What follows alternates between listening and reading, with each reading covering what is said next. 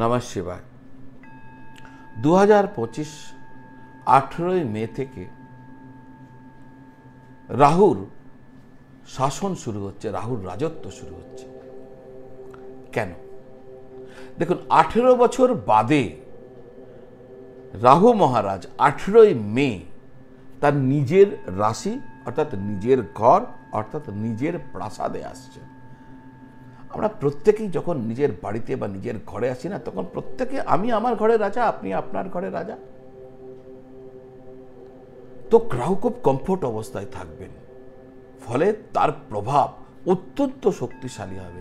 তাই বলা হচ্ছে রাহুর রাজত্ব বা রাহুর শাসন শুরু হতে চলেছে, যা 18 বছর পরে। দর্শক বন্ধু, আপনারা যারা মীন রাশির মানুষজন আছেন, কি হতে চলেছে, এটাই হচ্ছে আজকে আমার আলোচনার বিষয়বস্তু। দর্শক বন্ধু, আমি ভালো মন্দ যাই বলি না কেন, এতটুকু চিন্তিত হবেন না, কারণ আমি আপনাদের জন্য উপায়ও বলে দেব, যে উপায় আপনাদের সর্বাঙ্গীন মঙ্গল করবে। শেষ পর্যন্ত সঙ্গে থাকবে। দর্শক বন্ধু, কুম্ভ রাশিকে আপনারা সবাই জানেন শনির ঘর।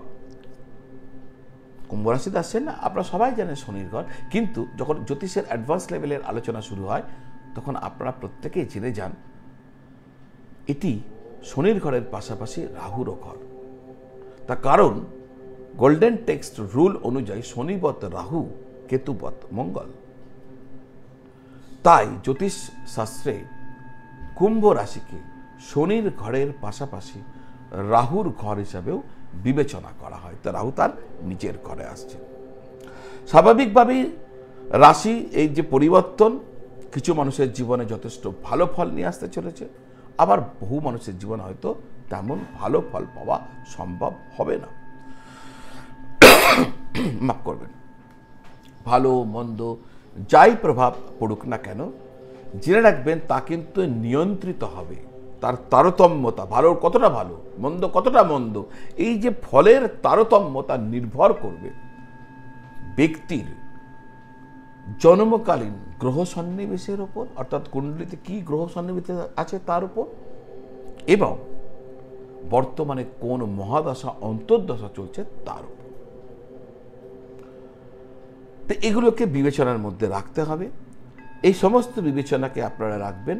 আমি যেটা বলতে চলেছি সেটা একটা জেনারেল ট্রেন্ড প্রেডিকশনস, যা আপনাকে নেভিগেটরের মতো একটা পথ দেখাবে। তো আগামী 18 মাস মীন রাশি কি হতে চলেছে সেই ধ্যান ধারণা আমি আপনাদের সামনে রাখতে চলেছি। কিন্তু তার আগে আপনারা যারা আপনাদের জন্মপত্রিকা আমাকে দেখাতে চাইছেন, কুণ্ডলী বিচার করাতে চাইছেন, যে কোনো বিষয়ে পরামর্শ পেতে চাইছেন, তাহলে আপনারা চাইলে আমার চেম্বারে এসে যোগাযোগ করতে পারেন, অথবা অনলাইন চেম্বারে সাপোর্ট নিতে পারেন। এই স্ক্রিনের নিচে যে নাম্বার দেওয়া আছে 9830564500, ওই নাম্বারে ফোন করে বা হোয়াটসঅ্যাপ করে আপনার আগ্রহ প্রকাশ করলে আমার অফিস থেকে আপনাকে জানিয়ে দেবে কিভাবে আপনারা আমার সাথে যোগাযোগ করতে পারেন।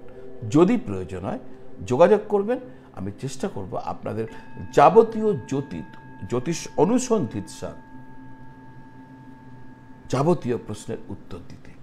অর্থাৎ যাক মূল আলোচনায়, মীন রাশি কেমন থাকতে চলেছে। দেখুন, রাহুর গোচর 2025-এ আপনার জন্য বিশেষভাবে গুরুত্বপূর্ণ হতে চলেছে, কারণ রাহু মহারাজ আপনার রাশি পরিত্যাগ করে কুম্ভ রাশিতে প্রবেশ করছেন, যেটি আপনার রাশি থেকে 12 নম্বর দ্বাদশ ঘর। নিশ্চিতভাবে এর জন্য কিছু ভালো আর কিছু খারাপ প্রভাব আপনাকে ভোগ করতে হবে। আপনি রোগের শিকার হতে পারেন, খেয়াল রাখবেন আপনার নিজের হেলথকে। আপনার স্বাস্থ্য সমস্যা আপনাকে বিব্রত করতে পারে, এমনকি স্বাস্থ্যের কারণে হতে পারে হাসপাতালেও যেতে হতে পারে। চিন্তা করবেন না, আগে থেকে অ্যালার্ট থাকবেন, তাহলে এই পরিস্থিতি হয়তো হবে না। আপনার ব্যয় খরচ অপ্রত্যাশিতভাবে বৃদ্ধি পাবে। আপনি অপ্রয়োজনীয় জিনিসের জন্য ব্যয় করতে থাকবেন। আপনার আর্থিক অবস্থা অত্যাধিক ব্যয়ের কারণে অবনতি হতে পারে। আপনার বিদেশ ভ্রমণের সুযোগ এসে যেতে পারে। যদি আপনি চেষ্টা করেন, চেষ্টাকে বাড়াতে থাকেন, তাহলে নিশ্চিতভাবে আপনি বিদেশে যাবেন বা প্রবাসে যাবেন। কর্মক্ষেত্রে প্রয়োজনে হতে পারে আপনাকে বাড়ি থেকে দূরে থাকতে হতে পারে। মনের দ্বিধা, দ্বন্দ্ব, যাবতীয় যে দোলচাল যা এতদিন চলছিল, সব জায়গায় একটা কনফিউশন, এই যে স্টেজ আপনার চলছিল, এই কনফিউশন স্টেজ কেটে যাবে। এবার আপনি সঠিক নির্ণয় নিতে পারবেন, আপনি আপনার কাজে সঠিক দিশা, সঠিক নির্দেশনা করতে পারবেন। দাম্পত্য ক্ষেত্রে আপনার সম্পর্ক যথেষ্ট ভালো থাকবে, দাম্পত্য জীবনের মধুরতাকে আপনি অনুভব করবেন। যারা ব্যবসা করছেন তারা নিশ্চিতভাবে ব্যবসার ক্ষেত্রে প্রগতি করবেন। যারা এতদিন ব্যবসাতে হয়তো যারা বিশেষ করে পার্টনারশিপ ব্যবসা করছিলেন, আপনাদের প্রবলেম চলছিল, অনেকের ক্ষেত্রে এটা চলছিল, অংশীদারের সাথে সম্পর্ক খারাপ হচ্ছিল বা পার্টনারশিপ ব্যবসায় ভালো ফল পাচ্ছিলেন না, সেই ব্যাড প্যাচ কেটে যাবে।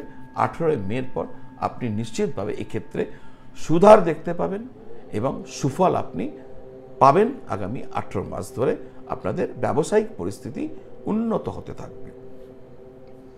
দর্শক বন্ধু, এই যে আমি কথাগুলো বললাম, যদি আপনার কুণ্ডলিতে রাহু মহারাজ 6 নম্বর বা 8 নম্বর বা 12 নম্বর করে থাকে জন্মকালীন কুণ্ডলিতে, তাহলে এই ভালো ফলাফল একটাও আপনি পাবেন না, বরঞ্চ বিপরীত ফল পাবেন। তাই দেখে নিন জন্মকুণ্ডলিতে রাহু মহারাজ 6 বা 8 বা 12 নম্বরে বসে আছেন কিনা। দর্শক বন্ধু, 2025-এ 4টি গ্রহ তার ঘর পরিবর্তন করছেন। দীর্ঘকালীন গোচর গ্রহ বৃহস্পতি, রাহু, কেতু এবং শনি, ফলে এর একটা অত্যন্ত গুরুতর প্রভাব আমাদের প্রত্যেকের জীবনে পড়বে। সুতরাং ভালো করে বুঝে নেওয়ার জন্য জ্যোতিষ ব্যক্তিত্বের সাথে ব্যক্তিগতভাবে আপনাদের কুণ্ডলীকে দেখিয়ে নেবেন। তার কারণ আপনার জন্মকালীন গ্রহ সন্নিবেশের ওপর আর বর্তমান দশা অন্তর্দশার ওপর এই যে ফল, এই ফলের শুভত্ব বা এর খারাপ দুটোই নির্ভর করবে। এই প্রভাবের তারতম্য কতটা হবে, কি হবে।